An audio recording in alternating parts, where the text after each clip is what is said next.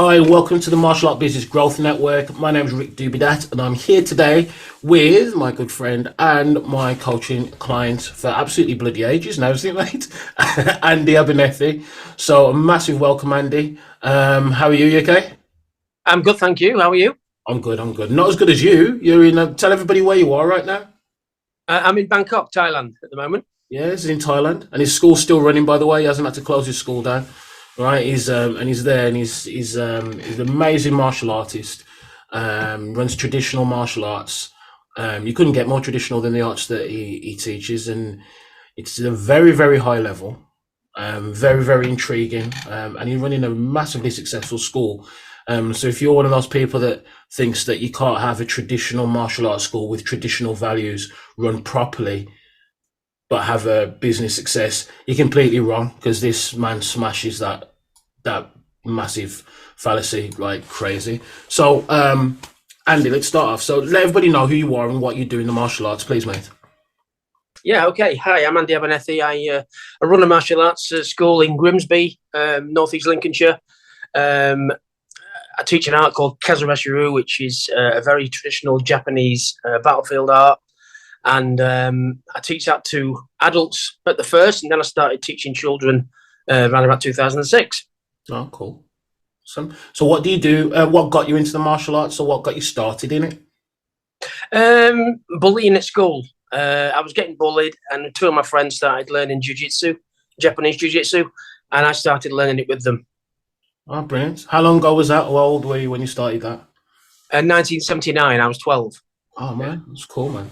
Yeah. And did you train in different arts? How many different arts have you kind of touched? Like, you've touched on a lot, a load of different like variations of arts and everything. So give us a brief breakdown of those things, because I want people to understand and maybe learn, and for myself to learn a little bit more about the different arts. Because I know for myself, I think I know about martial arts, and then you start talking about different terms within the martial arts. I'm like, oh, damn, I don't know as much as I thought I did.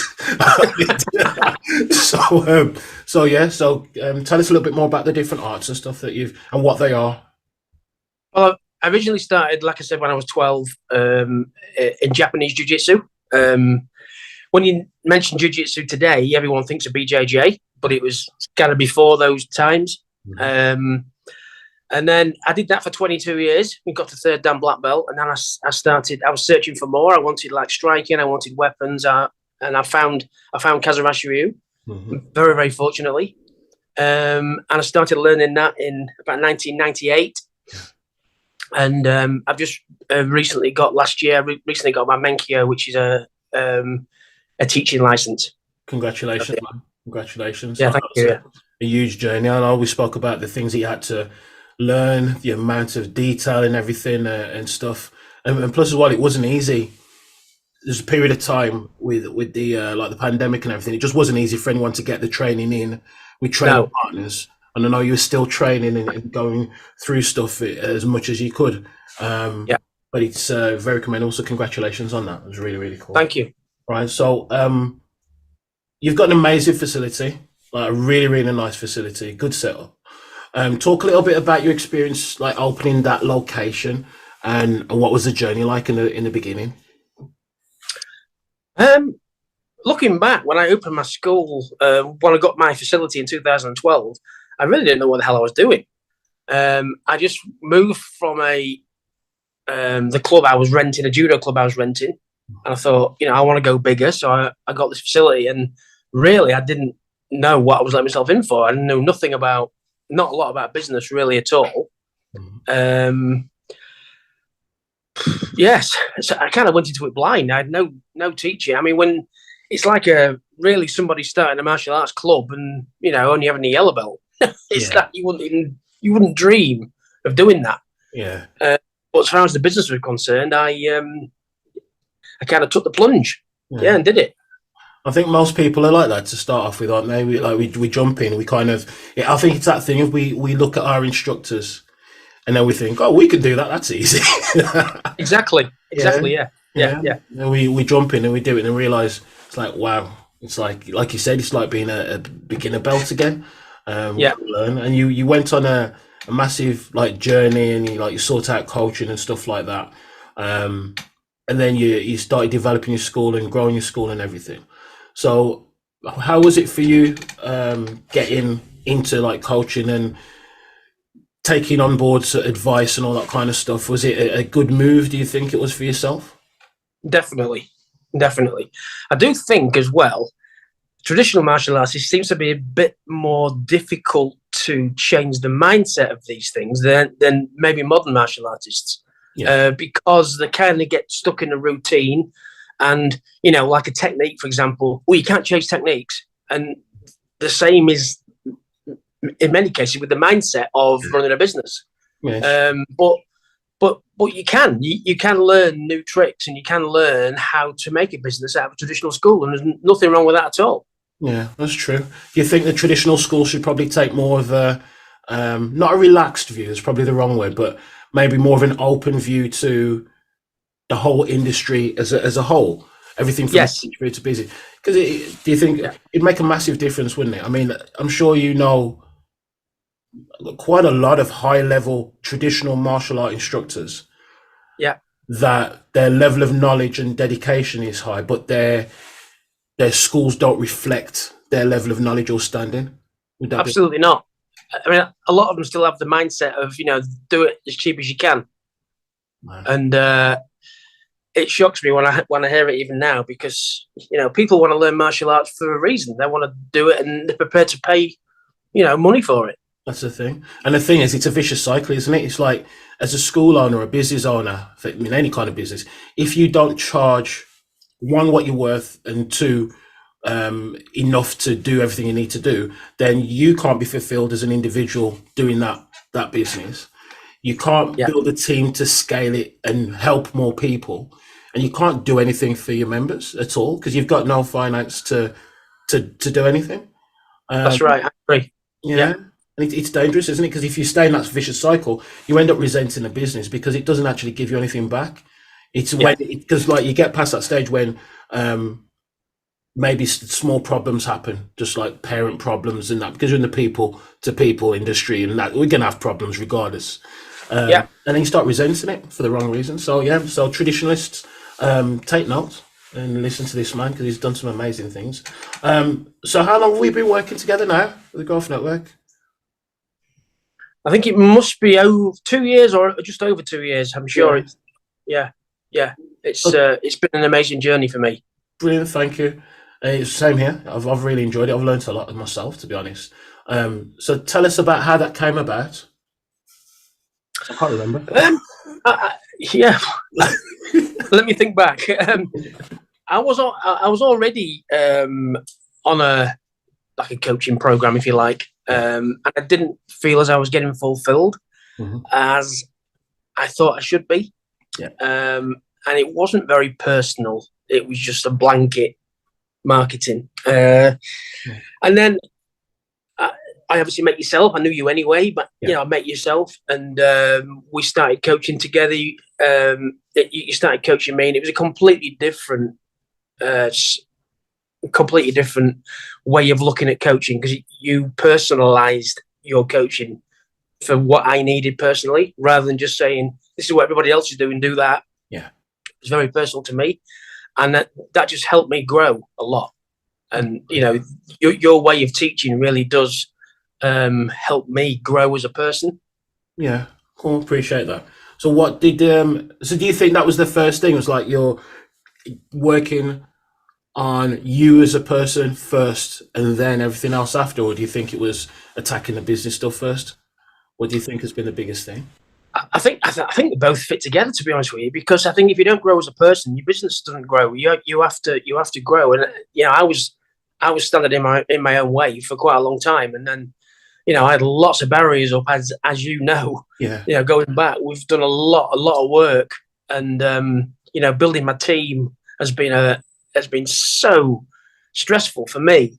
But as you said at the beginning, I'm sat here now in Bangkok, Thailand, and my academy's running. So you've got an amazing team. You really, really have. I mean, like you've nurtured your team and grown. You've given them enough structure to thrive, but also given them enough freedom to be themselves, and I think that's the key to having a really strong team. You know what I Yeah. mean? You don't need. I don't think I've ever heard you have to like crack the whip or anything like that. You know what I mean? You know the No. old school like management type Yeah. Yeah. mentality. I've heard you have to do any of that kind of thing. Obviously, we all have ups and downs with our teams. It happens to people, but the way you nurture them is really really good. I mean, how has that felt for you? I know we all have challenges when it comes to running a team, but what do you think? How do you feel about your team and what you've done with them over the past and where you're going with it? I'm very, very proud of them because when we was first talking about developing my team, I didn't think I could do it. It had to come from me. Yeah. And I didn't think I had the tools and the skills to do it. And now we've opened so many doors that I love what I do, and I love the way that my team is growing all the time, and I have complete confidence in them. Brilliant. Well, that's good. So, what other results do you think you've got as a result of the Growth Network program and stuff? What other kind of things have you felt and experienced and looking forward to? Well, marketing has been one of the main ones. When we covered the avatar, I mean, that just blew my mind. I was thinking, well, when you first mentioned it to me, and the training videos and things like that, I was watching it thinking, wow, what's your avatar? And then I realised the sort of person that we actually want in our academy is that avatar. And then, point your mark into it's just another level. Yeah, it is, isn't it? It is really, yeah. It's very different because I know when I talk to people about the avatar, it's like, oh yeah, I've done this before. How old are your avatar and that? But obviously, I'm not going to go into my process on here. But like the way that we do it, it's like it's more fun, I think. Anyway, gets you thinking in a different way, and gives you some deep insights into a lot of things that help with the marketing and stuff. Let's talk about your members, like your clientele. You said, because we've gone from avatar, we might as well talk about the clientele. Like, so you said that you run traditional martial arts, you teach traditional martial arts, and usually people think that you can only teach traditional martial arts to adults, but you've got very successful, we've got a couple of very successful programs for kids running that I'm very, very impressed by, especially when I see some of the videos of the kids doing the stuff, and it's not kiddified, it's not watered down or anything like that. It's like the kids are doing proper martial arts. They're not playing games. You know what I mean? Yeah. I'm like this. That's cool. So talk to us a little bit about that and maybe the mindset in the industry and your thoughts and experiences.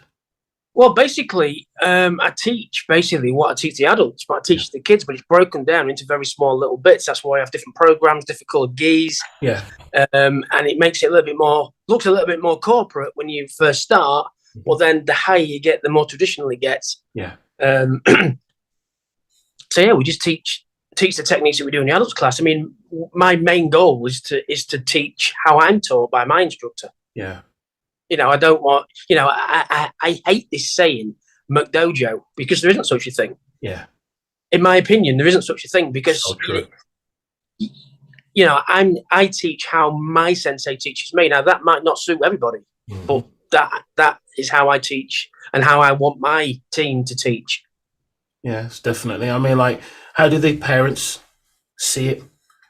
Because I know in an age of like MMA and all these modern martial arts and stuff, parents can see things on TV, and then they come into the dojo and the kids are learning this. Do you have any? This is more to educate people. Do you have any conflict where parents are asking why aren't we doing this or should we do this or anything, or is it just they just take on board and it's cool?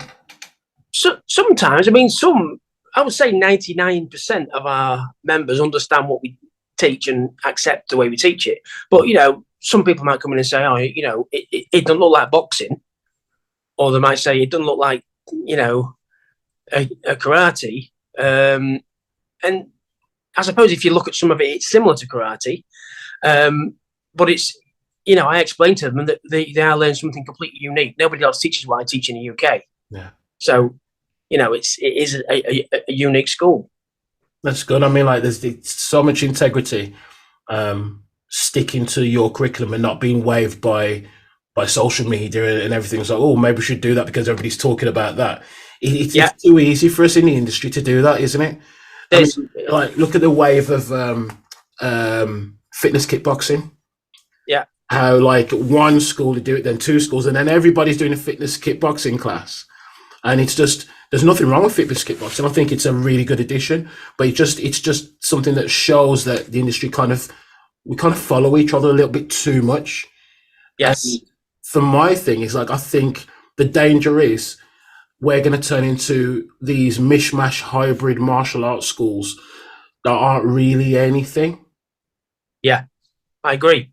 And we're going to lose the actual the arts, which means the Yeah, identity is going to be lost.